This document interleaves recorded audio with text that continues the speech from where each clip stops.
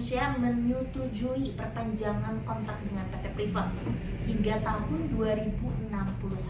Sebagai imbalannya, Freeport memberikan saham kepada kita sekitar 20 miliar US dollar, dan sementara kepemilikan Indonesia bertambah menjadi 63%. Sekilas ini terlihat seperti kabar baik, investasi bertambah, penerimaan negara meningkat, dan kepemilikan Indonesia semakin besar. Tapi muncul satu pertanyaan penting, kalau Indonesia sudah menjadi pemegang saham mayoritas, apakah itu berarti Indonesia benar-benar mengendalikan Freeport? Action. Halo guys, welcome to Gossipin Indonesia. Kalau biasanya orang-orang ngegosipin artis, kali ini kita bakal ngegosipin negara Indonesia. Kali ini kita bakal bahas sesuatu yang gong sekali guys, bersama teman-teman saya. Perkenalkan, ada Zahra, hai. Ada Ami, what's up guys. Ada Faras, bonjour. Dan ada Dile, hai. Oke, kali ini kita bakal bahas yang mahal-mahal. Bukan tas Hermes kalian ini. Oh my god. Oh, Hermes. Oke. Tapi kita bakal bahas tentang PT Freeport.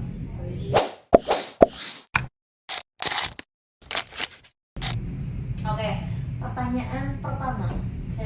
Udah kayak survei membuka pertanyaan ada ya. langsung ditodong gini ya. Kenapa sih sebenarnya Freeport ini menjadi pembahasan gitu dan perdebatan sekarang ini?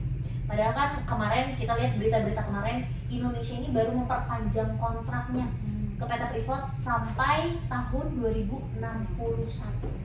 Tapi Indonesia juga jadi pemegang saham terbesar nanti 2041 sebesar 63%. Itu jadi kabar baiknya sih harusnya. Harusnya sih kabar baik ya. Tapi kalau kita lihat dari pertanyaan yang lain nih, kayak emang pada tahun 2041 nanti cadangan yang ada di tambang ini masih cukup besar ya? Kan tadi kan katanya kan di 63% itu kan mulainya di tahun 2041 gitu ya. Jadi ketika nanti Indonesia udah memegang saham 63%, apakah cadangannya tuh masih menguntungkan untuk Indonesia atau enggak nih kira-kira? Nah, tapi gitu, kalau misalkan kita lihat dari sisi pemerintahnya nih, guys, alasan perpanjangan ini tuh memang karena PT Freeport itu masih dianggap penting oleh negara kita gitu ya. Dan tambahan gitu, menurut Menteri SDM gitu, Bapak Bahlil gitu ya, Bahlil gitu, main bulu ketan gitu. Produksi Freeport ini tuh diperkirakan ini akan mencapai puncak sekitar tahun 2035, di mana pemerintah ini tentunya gitu ingin memastikan keberlanjutan operasi dan eksplorasi cadangan baru setelah periode tersebut. Selain itu, pemerintah juga mendapatkan tambahan investasi sekitar 12% guys, dimana itu tanpa biaya akuisisi, sehingga kepemilikan Indonesia ini tuh ditargetkan untuk jadi naik gitu sebanyak 63% pada tahun 2041 yang tadi Sami telah sampaikan. Jadi kalau kita lihat dari sudut pandang negara, ini tuh dianggap sebagai investasi jangka panjang gitu. Tapi menurut aku sih menariknya bukan soal sahamnya aja, karena kalau dibahas dari Freeport sendiri ya, Indonesia sebenarnya dari tahun 2018 sudah menjadi pemegang saham mayoritas gitu. Tapi kan dalam operasional tambangnya, terus teknologi sama pengalaman kan masih dipegang sama Freeport McMoran sendiri gitu. Jadi yang muncul pertanyaan, apakah kepemilikan mayoritas ini otomatis menjadi pemegang yang tertinggi gitu? Kan Medali tertinggi ya. Enggak juga. Betul sih. Tapi ada nih satu hal yang masih sering dilupain sama kita. Nah, kalau misalkan kita mendengar kata Freeport gitu kan, PT Freeport, pasti yang kebayang itu antara perusahaan sama negara kita, Indonesia. Nah, tapi pada realitanya si PT Freeport ini tuh jarang ngomongin atau mempermasalahkan tentang masyarakat Papua itu sendiri. Betul. Soalnya dari hasil analitik kami kan, sebelumnya itu mengatakan bahwasanya lokasi tambangnya itu fokusnya di Papua, wilayah Papua, tapi jarang nih menemukan dampak yang terjadi pada masyarakat Papua itu sendiri.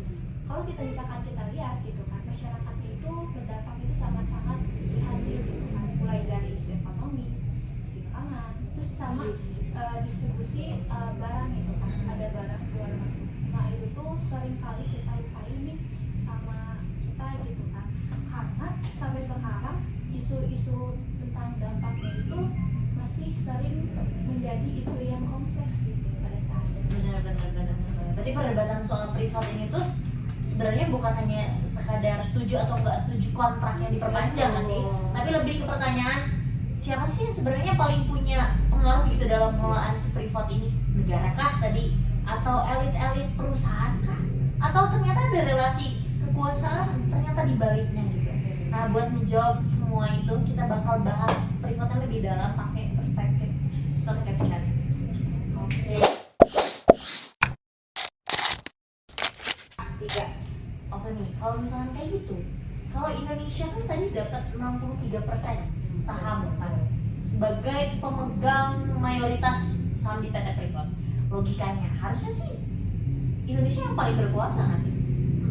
Belum tentu juga sih, soalnya kepemilikan dan kontrol itu termasuk dua hal yang berbeda loh. Gimana tuh maksudnya?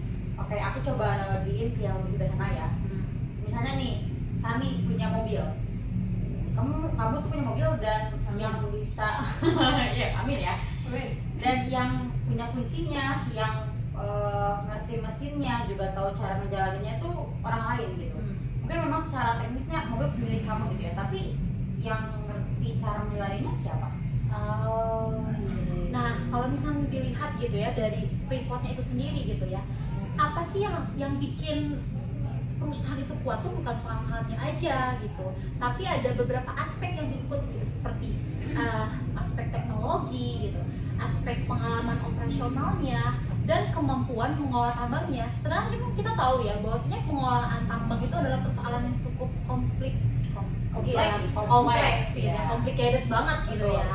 Nah makanya walaupun Indonesia ini secara mayoritas gitu sudah mempunyai saham tuh, bahkan dari tahun 2015 yang tadi disampaikan oleh Adila, realnya gitu ya, pada kenyataannya operasional tambangnya itu tuh masih bergantung gitu pada PT Freeport itu sendiri. Nah makanya suka ada istilah yang bilang kalau misalkan orang dia memiliki aset, tapi dia ini belum tentu bisa mengambil sebuah keputusan itu ditetapkan gitu. Karena terdapat beberapa faktor seperti faktor modal, faktor teknologi, sama akses yang menentukan pengambilan keputusan itu dibuat. Bisa juga tuh disambungin pakai kacamata step capture tahu.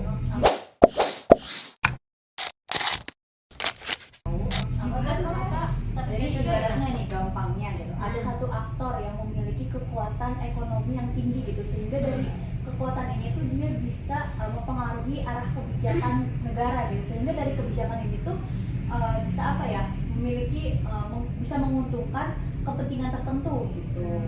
Jadi kayak jatuhnya perusahaan atau elit ekonomi gitu yang mengontrol negara sih jatuhnya. Gak sederhana itu juga sih, tapi di situ tuh ada apa ya, pengaruh yang cukup besar gitu untuk merubah arah kebijakan. Jadi kayak bukan hanya ke aturan formalnya aja gitu, tapi di dalamnya tuh ada apa ya, hubungan politik, terus ada lobby sama jaringan kekuasaan gitu di dalamnya. Oke, kalau kita lihat dari Freeport berarti untuk relasi kekuasaannya gitu ya, ada negara, ada perusahaan, ada politik juga, dan mereka semua itu punya kepentingan masing-masing ya. Dan yang lebih menariknya lagi gitu ya, hubungan mereka itu bukan sekedar lewat mekanisme formal aja gitu ya, dimana betul tadi sudah disebutkan ada negosiasi di dalamnya, ada proses lobby yang wow gitu ya, dan juga ada kepentingan investasi dan kepentingan ekonomi juga gitu ya. Makanya kasus Freeport ini tuh sering dijadikan contoh gitu untuk dapat melihat sejauh mana sih kekuasaan itu tuh bisa berada di sektor sumber daya alam seperti itu. Jadi pertanyaannya bukan cuma siapa pemilik saham terbesar ya, tapi juga siapa yang paling mampu memengaruhi keputusan atau kebijakan. Nah itu pertanyaan pentingnya.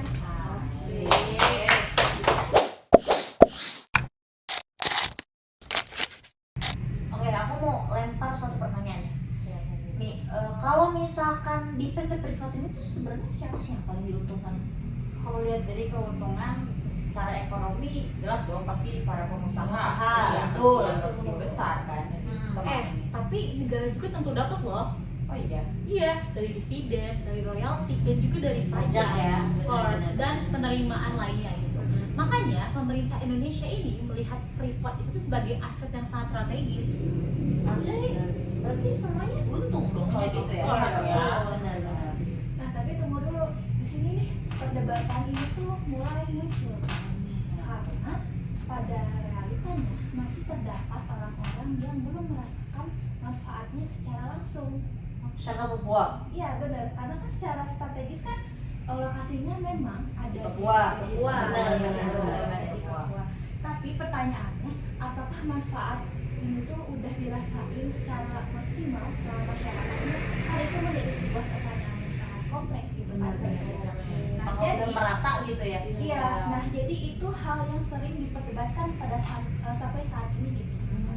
Ya, makanya kan banyak penelitian juga yang melihat gitu kalau bukan hanya apa ya, berapa banyak sih keuntungan yang dihasilkan gitu, tapi juga bagaimana keuntungan ini tuh bisa didistribusikan dengan baik. Terus siapa yang paling apa ya, yang paling menikmati, terus siapa yang paling apa ya, kena dampak yang paling besar gitu. Oke, jadi sebenarnya perdebatan soal PT Primadona itu bukan cuma soal bisnis ya. Benar. Ini soal keadilan juga. Benar.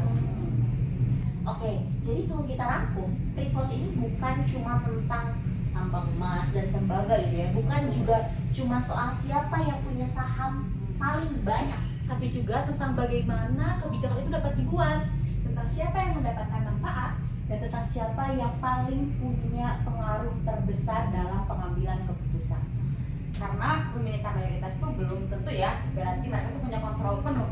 Tuh. Nah, itu dia gosip kita hari ini guys. Jadi waktu kalian lihat bahwa Indonesia bakal menerima saham 63%, jangan berhenti di 63% aja guys. Tapi coba tanya satu hal lagi, apakah angka itu otomatis berarti Indonesia punya kendali penuh? Karena ternyata jawabannya tidak sesederhana itu. Sampai ketemu di episode berikutnya. Gosip Indonesia. Karena yang lain digosipin Bukan cuma artis, tapi juga tentang kebijakan negara.